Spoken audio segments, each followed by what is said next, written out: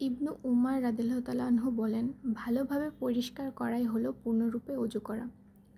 উসামাহ ইবনু Javad রাদিয়াল্লাহু তাআলা আনহু হতে বর্ণিত, তিনি বলেন, আল্লাহর রাসূল সাল্লাল্লাহু আলাইহি ওয়াসাল্লাম আরাফার ময়দান হতে রওনা হলেন এবং উপত্যকায় পৌঁছে নেমে তিনি পেশাব করলেন।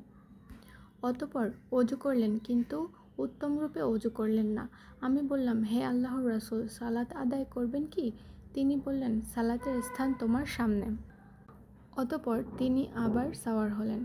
অতঃপর মুজদালিফায় এসে সাওয়ারি থেকে নেমে ওযু করলেন। এবার পূর্ণরূপে ওযু করলেন। তখন সালাতের জন্য ইকামাত দেওয়া হলো। তিনি মাগরিবের সালাত আদায় করলেন। অতঃপর সকলে তাদের অবতরণস্থলে নিজ নিজ উট বসিয়ে দিল। পুনরায় ঈশার ইকামত দেওয়া হলো। অতঃপর তিনি ঈশার সালাত আদায় করলেন এবং উভয় সালাতের মধ্যে অন্য কোনো সালাত আদায় করলেন না।